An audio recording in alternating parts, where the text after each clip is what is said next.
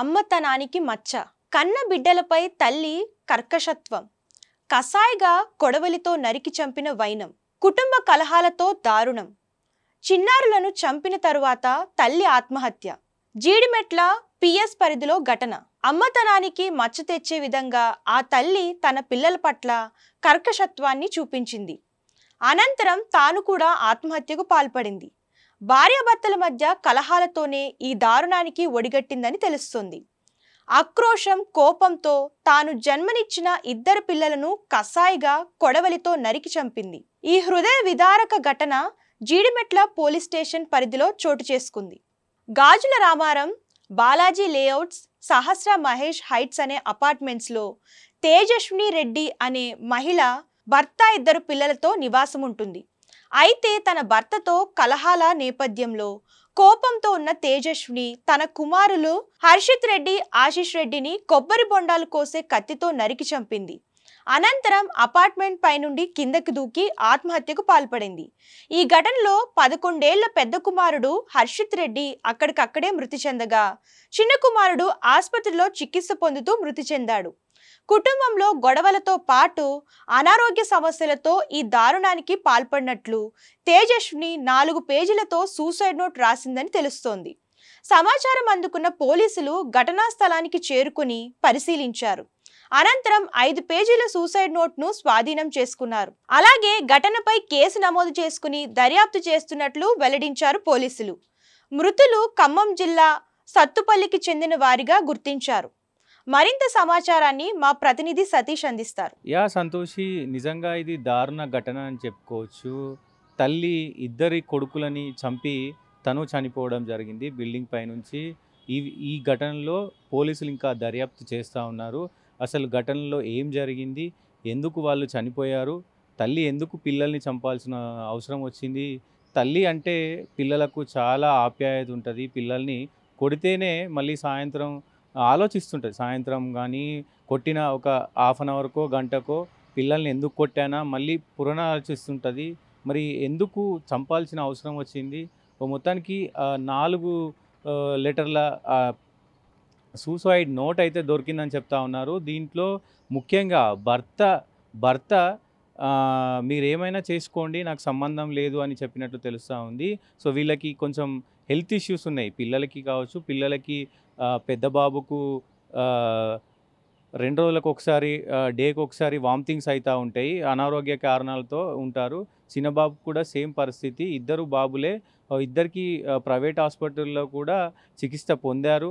అయినప్పటికీ కూడా ఈమెకు కూడా కొంచెం మానసికంగా, శారీరకంగా ఇబ్బందులు ఉన్నాయి కాబట్టి సో భర్తను మాకు ఇట్లా ఇబ్బందులు ఉన్నాయి, చూసుకోవాలి, మాకు ఇబ్బంది అని చెప్పిన విషయంలో ఆ భర్త పట్టించుకోకుండా మీ చావు మీరు చావండి, మీరేమైనా చేసుకోండి అని చెప్పడంతో మానసికంగా శారీరకంగా వీళ్ళకి ప్రాబ్లమ్స్ ఉన్నాయి కాబట్టి మా ప్రాబ్లమ్స్ని ఎవరు పట్టించుకుంటలేరు కాబట్టే మేము ఈ ఘటనకు పాల్పడుతున్నా అన్నట్టు ఆమె సూసైడ్ నోట్లో రాసినట్టు తెలుస్తూ ఉంది. పూర్తి వివరాలు కూడా ఇంకా తెలియాల్సి ఉంది. జీడిమెట్ల పోలీస్ పరిధిలో ఇది ఘటన జరిగింది, గాజుల రామరంలో.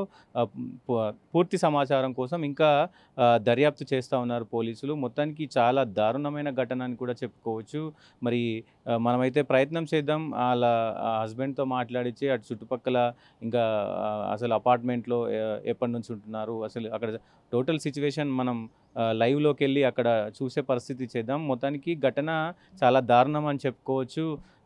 ఏదైతే తల్లికి సంబంధించి కొడుకులను చంపడం అంటే బిడ్డలను చంపడం అనేది చాలా దారుణం అని కూడా, వామ్మో నువ్వు తల్లివేనా అన్నట్టు కూడా చెప్తా ఉన్నారు జనాలు. బయట అనుకుంటున్న పరిస్థితులు అయితే కనబడుతున్నాయి. ఈ మధ్యకాలంలో చూసుకుంటే చాలా ఘటనలు జరుగుతూ ఉన్నాయి. మొన్న అంతకుముందు హబ్సిగూడలో జరిగింది ఇట్లాంటి ఘటననే. అక్కడక్కడ చాలా జరుగుతూ ఉన్నాయి. క్రైమ్ రేటు పెరుగుతూ ఉంది.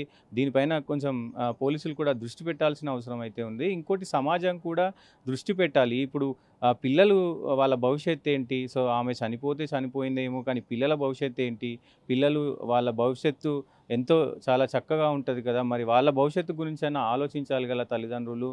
అటు హస్బెండ్ కానీ హస్బెండ్ కూడా దీంట్లో కొంచెం తప్పు ఉందని ఆమె చెప్తా ఉంది. హస్బెండ్ పట్టించుకోకపోవడంతో మేము ఈ ఆత్మహత్యకు పాల్పడుతున్నాము అని చెప్పి ఆమె సూసైడ్ నోట్లో రాసిన పరిస్థితులు కనబడతా ఉన్నాయి.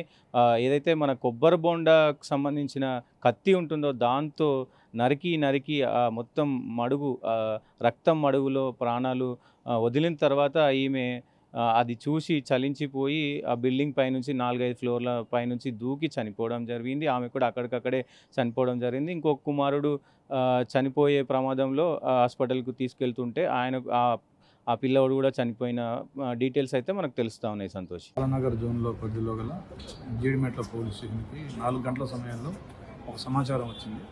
దాని ప్రకారం ఏంటంటే జీడిమెట్ల పరిధిలో ఉన్న గాజుల రామారంలో బాలాజీ లేఅవుట్ అనే ప్రాంతంలో ఒక అపార్ట్మెంట్లో ఒక మహిళ 35 సంవత్సరాల మహిళ తన 2 పిల్లల్ని కత్తితోటి నరికి చంపి తను కూడా బిల్డింగ్ పై నుంచి దూకి అపార్ట్మెంట్ బిల్డింగ్ పై నుంచి ఆత్మహత్య చేసుకున్నది ఆ సమాచారం సారాంశం.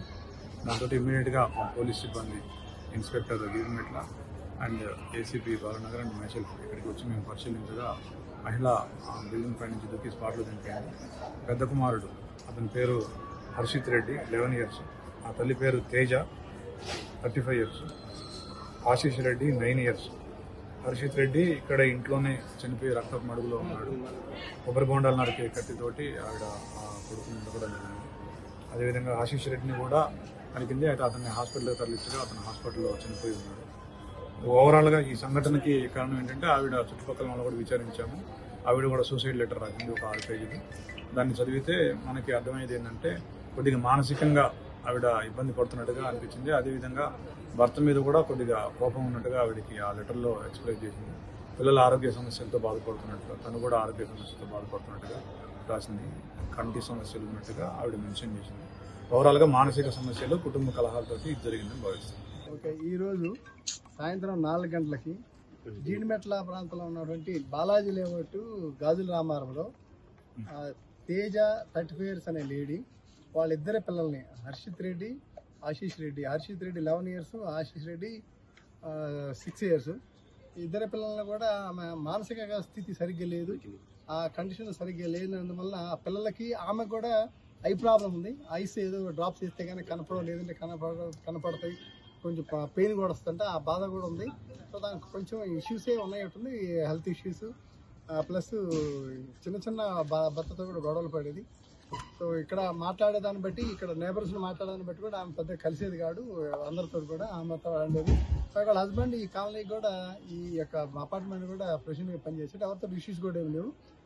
ఆ మానసిక స్థితి సరిగ్గా లేనందువల్ల, చిన్న కుటుంబ కలహాల వల్ల, ఆ పిల్లల ఆరోగ్యం సరిగ్గా లేనందువల్ల, ఐస్ ప్రాబ్లం ఉన్నవల్ల every 3 hours 4 hours eye drops వేస్తేనే పిల్లలకు కనపడతాయి. ఆ మానసికంగా ఎక్కువగా ఆందోళన చెంది దానివల్ల ఆ పిల్లల్ని ఇద్దరిని ఒక కత్తితోటి చంపి ఆమె కూడా 5th floor నుంచి కిందకు దూకి చనిపోవడం జరిగింది. ఇంకా తదుపరి విచారణ చేసి ఇంకా రీజన్స్ ఏం తెలుసుకొని మీకు ఇలా 4 years నుంచి ఎక్కడ ఉంటున్నారు వాళ్ళు. మిగతా కూడా ఇన్వెస్టిగేషన్ చేసిన తర్వాత ఫర్దర్ ఇన్వెస్టిగేట్ చేసి ఇంకా రీజన్స్ ఏమైనా ఉంటే మేము ఫైల్ అవుట్ చేసి దాని ప్రకారం. ఎన్ని పేజీల సూసైడ్ నోట్ సార్ అది? సూసైడ్ 4 పేజీలు ఉంది. 4 పేజీలో కూడా ఊరిక కళ్ళకు సంబంధించింది, వాళ్ళ పేరెంట్స్ గురించి, ఇట్లా నాకు హెల్త్ సరిగ్గా లేదు, దేవుడు నాకు సరిగ్గా ఇవ్వలేదు, ఆమె హెల్త్ ఇష్యూస్ గురించి రాసింది. కానీ కళ్ళకు సంబంధించిన ఇష్యూస్ దాని గురించి అలిగేషన్స్ కూడా కనపడలేదు. But we have to verify. But మేము చూసుకొని వెరిఫై చేసి ఫర్దర్ ఇన్వెస్టిగేషన్ చేసి దాని ప్రకారం మేము ఫర్దర్గా ఇన్వెస్టిగేషన్ చేయగలుగుతాం. ఎవరితో మాట్లాడు వాళ్ళు కూడా ఎక్కడ కూడా ఏమి నెట్గా చెప్పలేదు భర్త గురించి కానీ. ఆమె కొంచెం ఇష్యూస్, హెల్త్ ఇష్యూస్, కొంచెం మెంటల్గా రిటైర్డ్, అదే కొంచెం ఇష్యూస్ ఉన్నాయి, హెల్త్ ఇష్యూస్ కొంచెం అరగంటుకుంటే చెప్పారు. కానీ బట్ ఎక్కడ నెట్ కూడా ఏం లేదు, భర్త గురించి నెట్ కూడా చెప్పలేదు. ఇంట్లోనే ఉంది. అది ఒక కత్తి ఉంది, ఏదైనా గట్టి కత్తి ఉంటుంది కదా, కట్ల కొట్టే కత్తి లాంటి టైప్ లో అంత తీసుకొని